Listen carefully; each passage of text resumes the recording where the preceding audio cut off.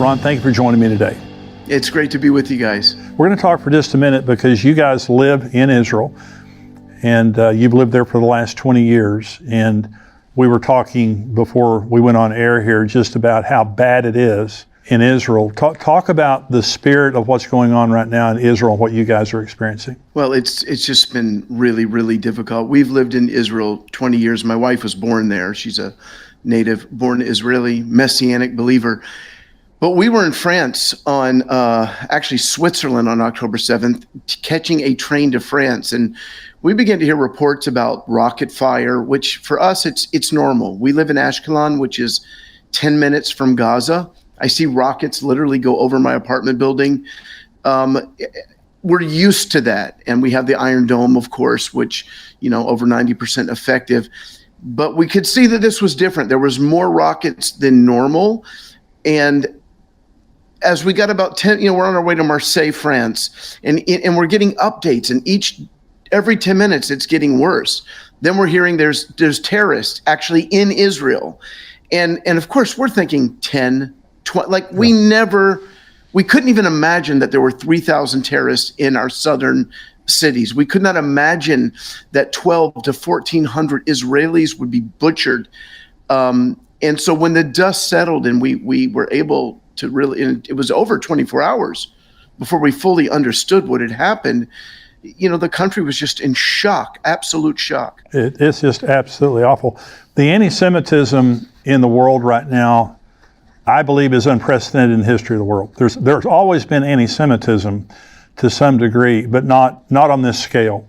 And this is an article. It says, Israel issues severe travel warnings to dozens of countries amid rising anti-Semitism. And I'll read just a little bit of this article. It says, the National Security Council on Monday updated travel warnings for dozens of countries amid rising anti-Semitism around the world as Israel fights the Hamas terror group in Gaza. Several countries in Western Europe, including the United Kingdom, France, and Germany, South America, including Argentina and Brazil, along with Australia and Russia, were raised to level 2, which recommends that Israelis take additional precautions while there. A number of countries in Africa, including South Africa and Eritrea, and in Central Asia, including Uzbekistan, Kazakhstan, and Turkmenistan, were raised to level 3, which recommends postponing non-essential travel. And what it's saying here is Jews aren't safe around the world. Do you feel that way? I mean, you're Jewish. Do you feel that way? I know you're Messianic. I feel safer in Israel than I do. I'm in the States right now. I feel safer in Israel. I was nervous about leaving Israel because of what I'm reading around the world. We were on our way to England about 2 weeks ago. I was going to be speaking at a rally of believers for Israel. And as I'm leaving Israel, I'm reading the reports about in London that Jewish people are being attacked on the streets. I don't typically wear a kippah, Jewish head covering. But I determined I would. I was so angry. So I get on the airplane and I'm wearing my shirt that says free the hostages, bring them home now. And I'm wearing a kippah. And I landed in England and I went, I kept it on and I went to the hotel. And when I went into the hotel, the people that worked at the hotel, out of concern for me, they were saying, take that off. You don't want to wear that in London. Wow. They were nervous for me. Of course, I didn't listen to them because I'm just a little bit angry at that point. But that night, my wife and I, we went to be with other Jewish people, not believers, a traditional Jewish synagogue. And they had a meal afterwards. They invited us to stay. And one of them, who was originally from Israel, who said, Pachad nafal aleinu, fear has fallen upon us, the Jews of London. So I would agree with you. What we're seeing is unprecedented.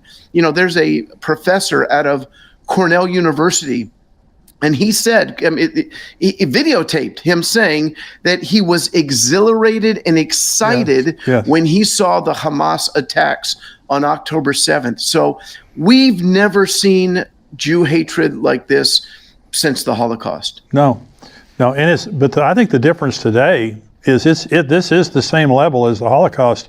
It's just worldwide. It was on the campuses in America during World War II to some degree. That it was infecting the world. But this is the world of the end. It's the ridiculous story of the Bible is that at the end there's going to be this tiny little nation in the Middle East that the world will hate so much. That's the ridiculous story until you live in it right now. Right. And you see the spirit. The United Nations, the Secretary General of the United Nations supports Hamas. And I want to read just a little bit of an article here. This is from Fox News. It says, doctor treating freed Hamas hostages reveals unprecedented abuse. We have to rewrite the textbooks. And it says, a doctor treating freed Hamas hostages in Israel says survivors are suffering from an unprecedented level of extremely severe psychological abuse they endured during captivity. She says, I can tell you that on behalf of all the medical and psychological teams treating those who returned, the mental states we encountered have no precedent in medical literature. We feel that we have to rewrite the textbooks of post-trauma. Dr. Renana Eitan. Eitan revealed that the Tel Aviv Medical Center is actively treating more than 15 former hostages and described their severe physical and mental abuse. Those held captive were subject to starvation, to beating, to sexual abuse. They were being held in inhumane sanitary conditions. Extremely severe psychological abuse was inflicted on them, including separation from family members, separation of siblings, separation of children from their mothers. They were held in solitary confinement and spent long days in total darkness until they developed severe hallucinations. Eitan claimed children were forced to watch brutal videos. They were under constant threats by weapons and threats to harm them even after they were released. They refer to the forced use of psychiatric drugs and other substances. Eitan also detailed cases where individuals, though appearing physically unharmed or dealing with severe post-traumatic symptoms, they also say in this article, Ron, that before they released them, they gave them sedatives so that they Drugs. would appear not to be as upset. So these are the people that the world is rallying behind. And you were talking about London. Had some friends of mine in London on October like the 8th, right after this happened, the 9th, and there were pro-Palestinian support demonstrations all over London, and not one for Israel at that point. And so this is unbelievable that even the UN Secretary General is saying, well, we don't blame Hamas, for doing what they did. Well, these are savages, not all the people of Gaza, but Hamas, the political leaders there, they're evil. And the difference, the Palestinian Authority is bad enough, and they have not condemned the attacks of October 7th. But Hamas, from their beginning, has been wanting to eradicate the Jews. So this is an existential threat to Israel. Yeah, and I had the opportunity to see the footage. The sick thing about the terrorists is that they videotaped themselves. They gave us the evidence. So half of the terrorists were killed on October the 7th and 8th. And Israel was able to extract the footage from their cameras, and they put together 45 minutes of the most brutal footage you can imagine. They first showed it to international journalists, and then to Knesset members, parliament members in Israel. And if you saw them come out of that screening, they were undone. And then a week later, they showed it to faith-based journalists. I was able to attend that. And Jimmy, what I saw was unbelievable. I saw a father and his two boys running to their safe room, which was in their backyard, and because they just think it's rockets. And then you see 3 Hamas terrorists jump over the fence, and they throw a grenade in the safe room. The father stumbles out, and then they shoot him dead. They grab the 2 living children, take them in the kitchen, sit them down. They're in absolute shock. They're screaming. They've seen their father killed. And the terrorist goes to the refrigerator to get something to eat, like it's nothing. I saw and this is graphic, I have to warn people, but I saw them try to behead a person with a garden tool, with a hoe. But the thing that was most insidious about the footage that I saw was the pure joy in the terrorist countenance. Like, this was the greatest thing. And they're killing, they're maiming, they're cutting limbs off. They're in sexual crimes that you can't even imagine. And they are so happy about it. There was one terrorist who took the phone of a woman that he had just killed, and he calls home You can find this footage on YouTube. And he calls home to Gaza and he says, Mom, Dad, your son is a hero. I killed 10 Jews with my bare hands. And his parents say, God bless you, my son. We wish we were there with you. And he's saying to them, your son is a hero. Your son is a hero.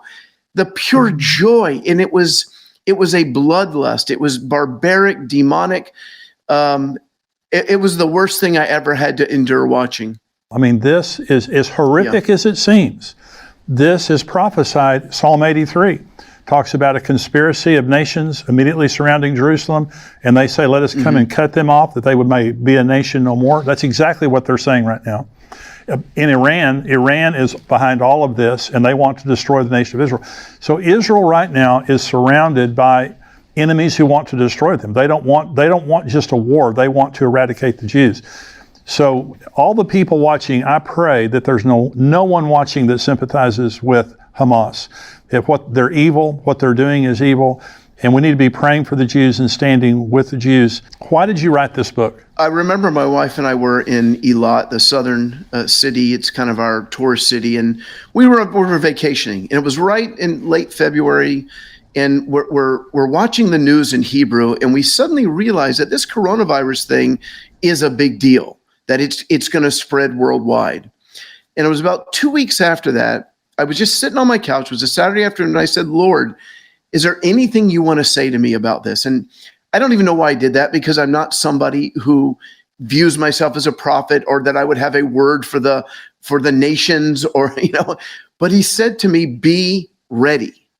And as soon as he said that, I opened up to Matthew 24 and I began to read the Olivet Discourse, where he's talking about the end times, and he talks about earthquakes, famines, and plagues, pestilence. And these things, he said, are the beginning of birth pangs. And I wrote down at that time, I said, if we're entering in the end time birth pangs timing, then over the next few years, we're going to see more and more crazy catalysmic things happening in planet Earth. Hope you're enjoying this, and I want to remind you to subscribe to this channel. Hit the subscribe button if you haven't done that yet.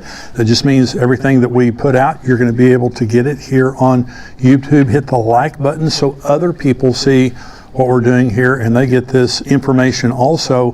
And I just want to remind you, for $7 a month, you can become a subscriber of endtimes.com. You get the entire show here every week without commercials. Mark Hitchcock has a podcast that comes out on Thursday. Fantastic podcast. You get that entire podcast without commercials. Also, Brian Schrager, our new Israel correspondent. You'll get his podcast that comes out every Friday with breaking news, what's happening in Israel right now. All the articles, everything else that we have that comes out all week long, $7 a month.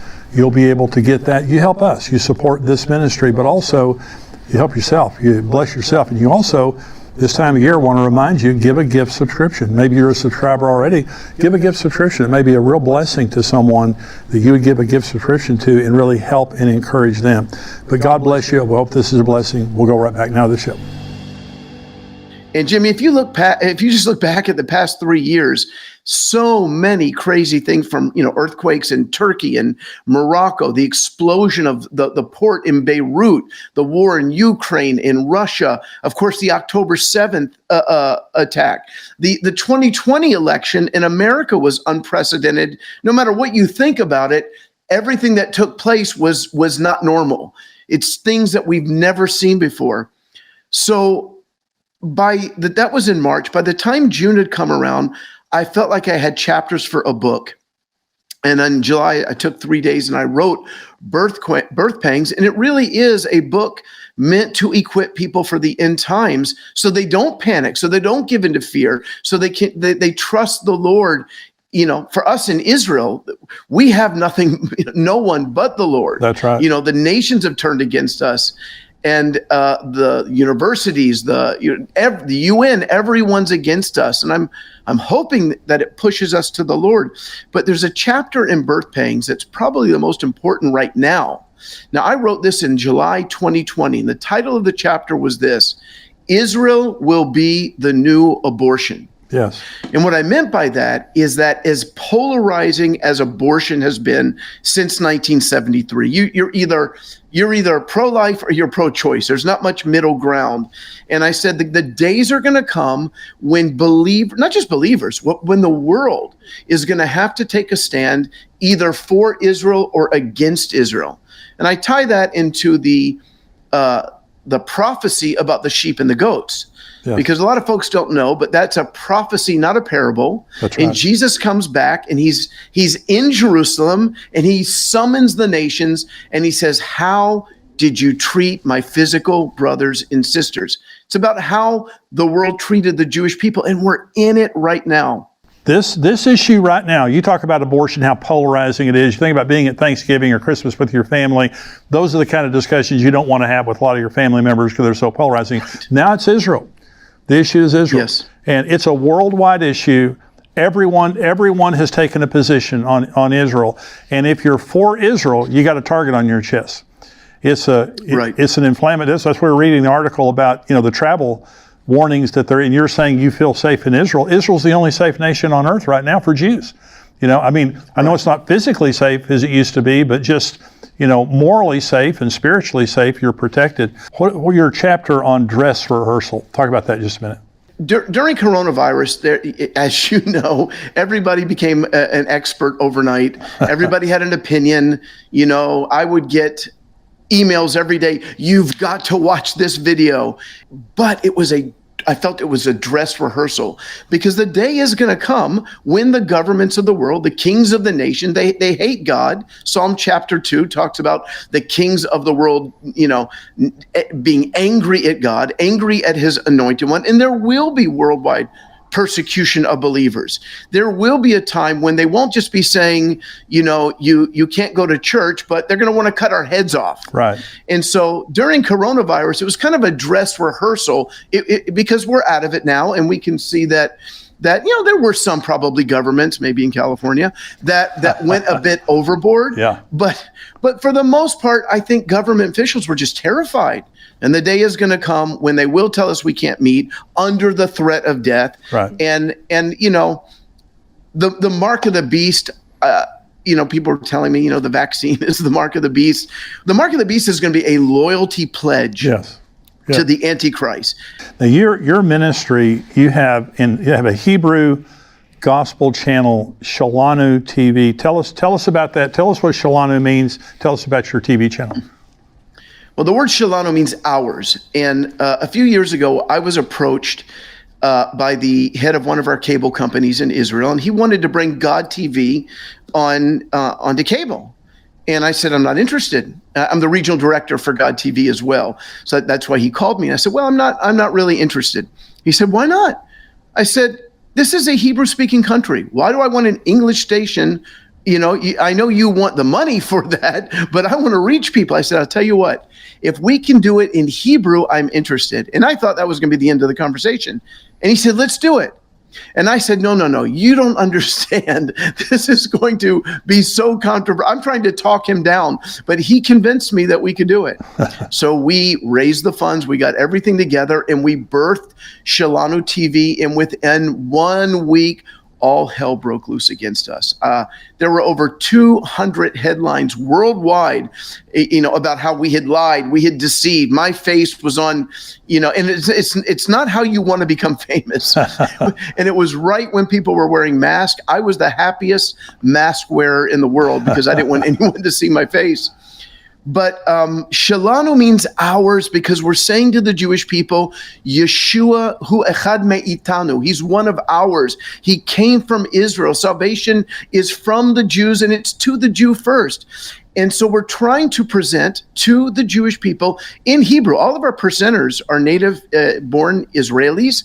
I'm rarely on my own TV station because even though I'm fluent in Hebrew, I'm American by birth. Right. And so we have testimonies, we have music, we have teaching, and we have people coming to faith. They're hearing the gospel, and particularly right now, Israelis they're scared, they're terrified. If you don't have God right now, your only option is to be terrified. Absolutely.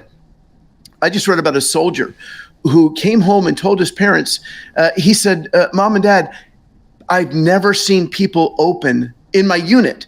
Because when you're in reserves, you're in the same unit for 20, 30 years. You keep going back and meeting with those same people. And he said, suddenly, after October 7th, people are open. They're asking me questions. And he grabbed a bunch of Hebrew New Testament and he took them back with him to the army.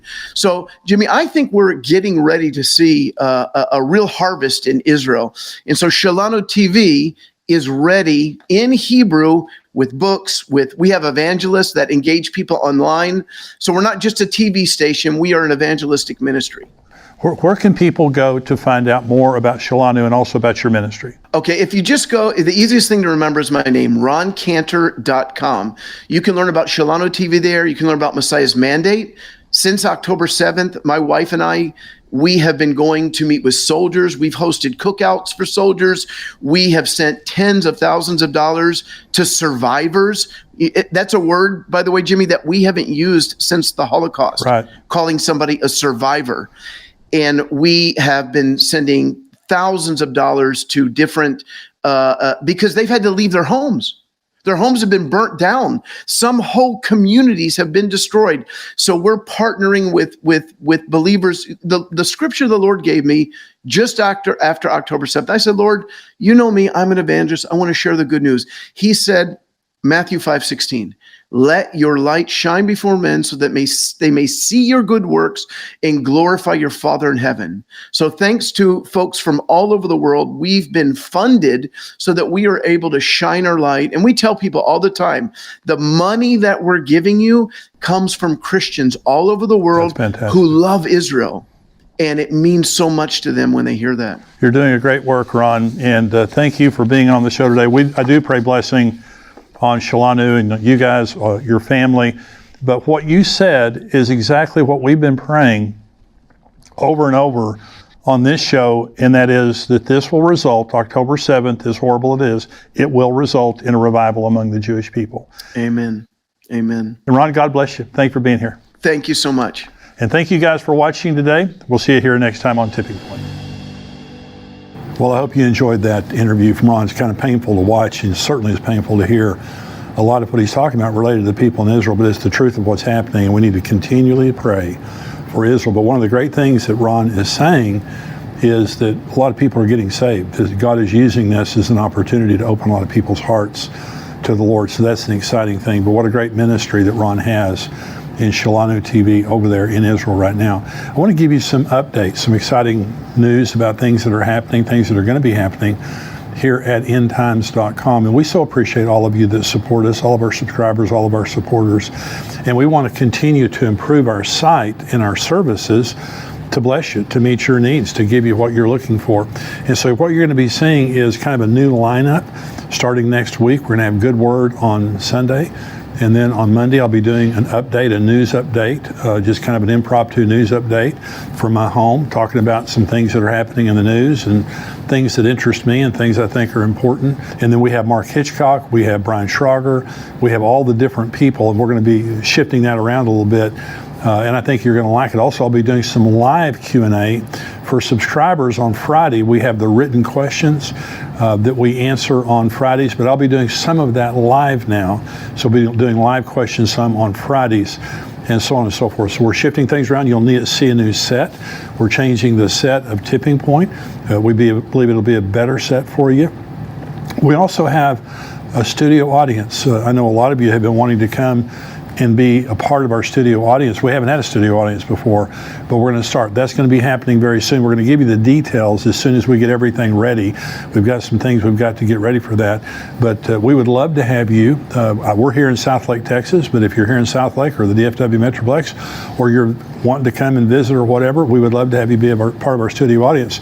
As soon as that happens, we'll tell you the link that you can go to, because you do have to sign up to be a part of our studio audience, but we love that. The conference is coming up. Our Tipping Point Prophecy Conference is coming up on September 21st, but it's going to begin now on Friday night, September 20th, and go through September 21st. We haven't had the Friday night before, but we're adding that. We appreciate Fellowship Church, Pastor Ed Young, for letting us add on to the conference. But we also have a new speaker. Now, all the same speakers are coming back next year. Jonathan Kahn, myself, Billy Crone. Mark Hitchcock, we have Pastor Ed Young, all the same great speakers. We're adding Max Lucado, and I hope you've seen him. He's a dear friend of mine, wonderful speaker, and also a prophecy expert. But also Jack Hibbs. Jack Hibbs, I know many of you are familiar with him, the phenomenal ministry, phenomenal speaker, and he will be with us as a part of our Tipping Point Prophecy Conference. Now, I say that, you need to go online and sign up. We're not raising our prices, we're just raising the quality of the conference, and I hope you appreciate that. And so, in fact, for a lot of the seats that are in the back of the first floor and up on the balcony, we've actually lowered the price of those seats. And so if you're going to come to the conference, you need to go right now to endtimes.com. You can see the prophecy conference right there at the top of the page. Click on there and you can buy your seats, but you need to do that because it will fill up this year. I want to say thank you for being a part of this ministry. We hope that this blesses you. That's why we do what we do. It's a passion for me. I absolutely love encouraging people and educating people about the times that we're living in. This site exists, our ministry exists for that purpose. And I want to ask you to consider giving a special gift at this time of the year. We're living in very severe times. There's never been a more important time in the history of the world for the message of Jesus and the message of Bible prophecy, because it's happening right before our eyes, and people need to know what the Bible says so that they can stay encouraged.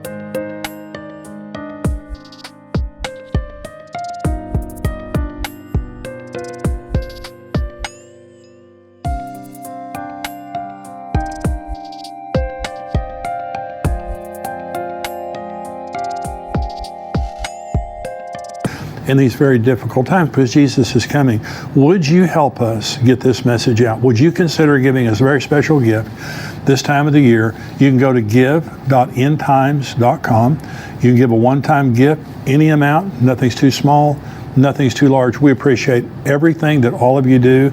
And we know that some of you, the Lord has blessed you, and this ministry has blessed you, and you have the opportunity to give. Would you consider giving to us?